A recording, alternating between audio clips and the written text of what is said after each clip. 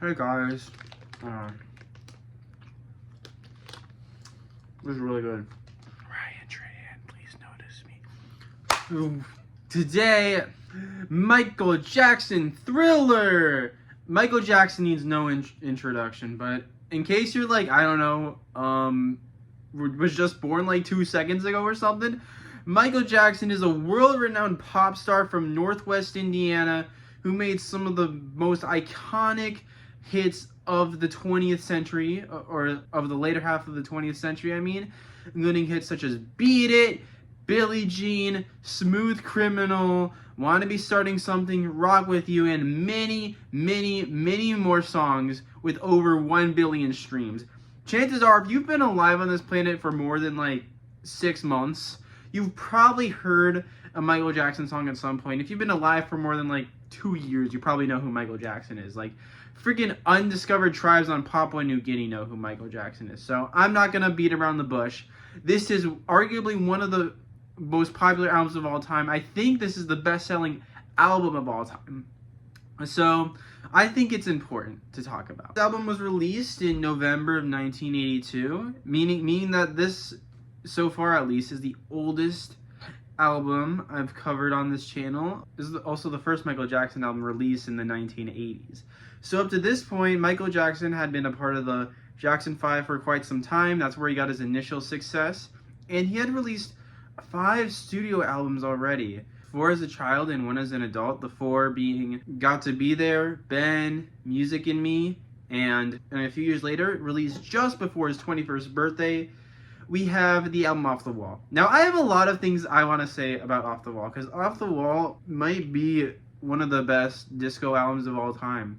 So I think that album is definitely worth discussing later down the road. So let me know if you want me to talk about Off the Wall. It's certainly an album I'd love to talk about, and it's definitely on my radar. So anyways, this album starts off with the very groovy track Wanna Be Starting Something, which I think definitely does give a lot of Off the Wall vibes to it, but it kind of has its own like twist in it. You do hear a pretty strong, prominent bass line and some very interesting instrumental ideas as well. It's a little bit repetitive and it does kind of fade out, but towards the end of it, it has like clapping anthem that is so catchy. Mama say, mana mana makasan. Mama say, I don't even know if that's the right words, but you get what I mean, okay? It's so freaking catchy and I love it.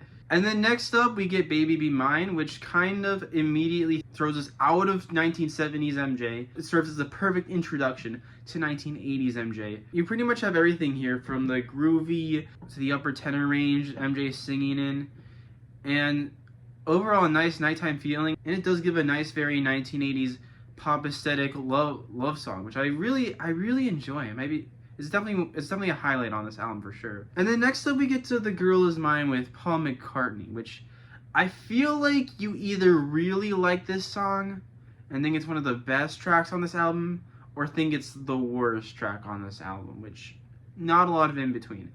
And if you're asking me, I personally say it's one of the best. I know the demo is better, like the original demo is better, and I wish he could have stuck with that. But the performance between him and Paul McCartney is still pretty beautiful in a lot of ways. And I do find how it's like, I do understand why some people would be a little repulsed by that, because it's just 2 guys kind of fighting over a girl. It isn't really objectifying anything, at least as far as I'm aware. Tell me in the comments if I'm wrong, but like, there's nothing inherently bad faith from what I can tell. And I've heard way worse than this, so. And then next up we get to the title track, Thriller, which I know it's one of Michael Jackson's most iconic songs, especially, you've heard it especially around the Halloween season, but this might be a bit of a controversial take, but I kind of think that this is a bit of a weak point on the album. Don't get me wrong, the music video, freaking phenomenal. I love it. The music video is great. And I think the production on here is very catchy, the da-na-na-na-na, da-na-na-na-na. But the lyrics kind of fall a little bit flat. I feel like MJ could have gotten a little bit more creative with the creepy, spooky Halloween theme, but he didn't. The lyrics are pretty uplifting, and of course lyrics are very uplifting, and that freaking chorus, man, is so memorable. Beat it, beat it, beat it, beat it. Oh my gosh, bro. And then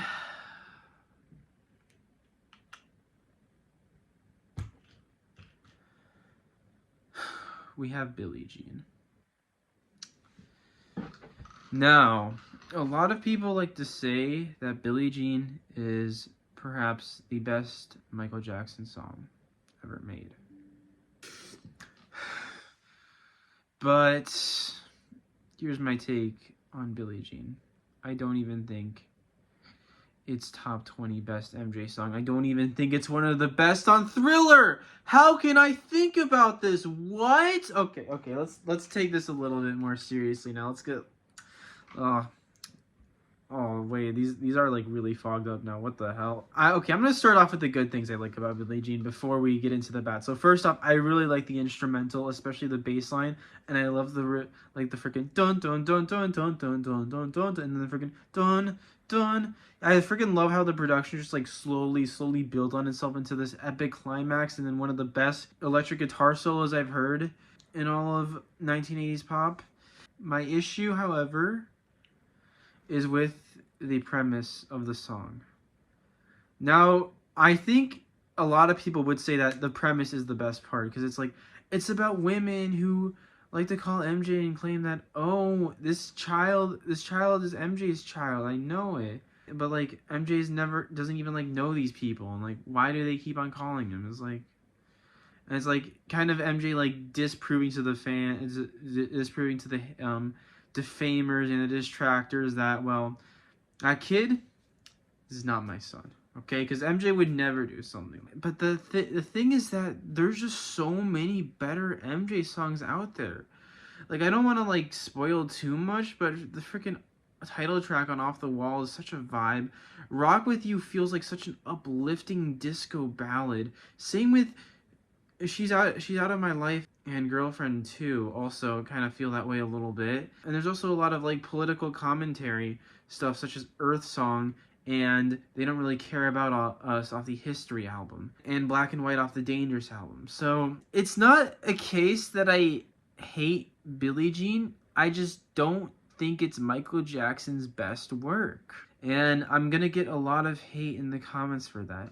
Okay, if you are a fan of Billie Jean, I want you to write a long paragraph, like a very, very, very long paragraph, maybe multiple paragraphs, maybe an entire essay in the comments section saying why I think Billie Jean is best MJ song. Whoever writes the best, most creative essay will I'll pin your comment, I guess.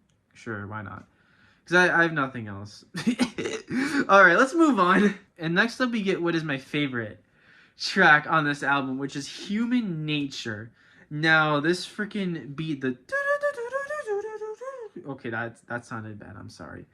But that freaking beat that goes on there with the freaking lush instrumentals and kind of like the musical balladry type without being overly emotional either, it's so beautiful. And I feel like Human Nature is one of MJ's best love songs. It's about kind of looking out in a massive, vast city, but focusing on a single girl, and it's like he doesn't really know why he's infatuated with this girl, but like he just is, and it's a nice kind of isolating but upbeat feeling, and I really dig that style of MJ a lot, and I'm very glad that he expanded on it in later projects. And then we get to my most controversial take of all time, and that is PYT.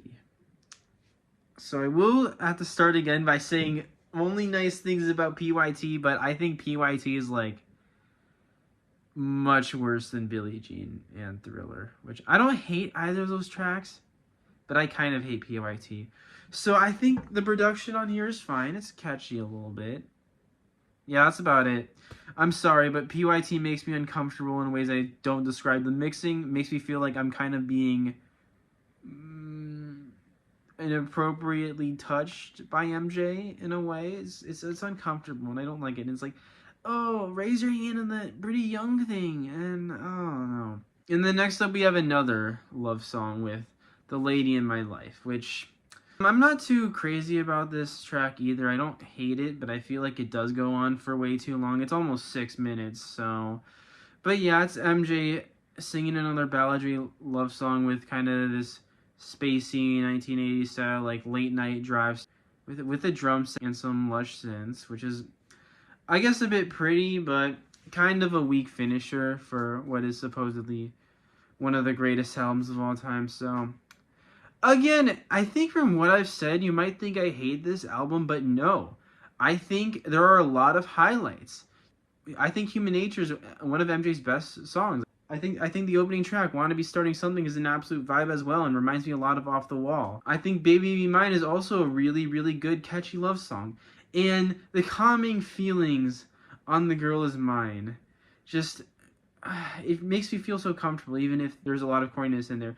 And even if I'm not as keen about Thriller and Billie Jean, I cannot deny the freaking impacts both of these songs had on not just MJ's discography, but the entire musical scene as a whole at the time. Because holy crap, both of these songs changed the game. So, again, in short, Thriller. I feel like Thriller had a lot of pretty high moments for me. I think half the track list is some of MJ's best work I've ever heard. So, there's that. So definitely a lot of high moments, but there are a couple low moments too. And aside from Human Nature, there's nothing I'm really going insane or gonna go crazy over. But I will say the high moments definitely are highlighted very well. And the low moments don't really bring down the album too much for me. So, do I think this is MJ's best album? Absolutely not. There are much better albums by him that maybe I'll cover in the future. Maybe I'll cover tomorrow. Who knows? Do I think this is a bad album? No, I think this is a really decent, pretty stacked album that has a decent collection of songs. Now, would have I preferred if it was a little bit more than a compilation of songs and kind of told a more linear story like Off the Wall and History did? Yeah, absolutely. But even though it doesn't, I think this album definitely accomplishes a lot of groundbreaking and mind-blowing things for the music industry as a whole at the time. And I can't discredit it for that. And I enjoyed listening to this album quite a bit. So I'm giving this a 73 out of 100.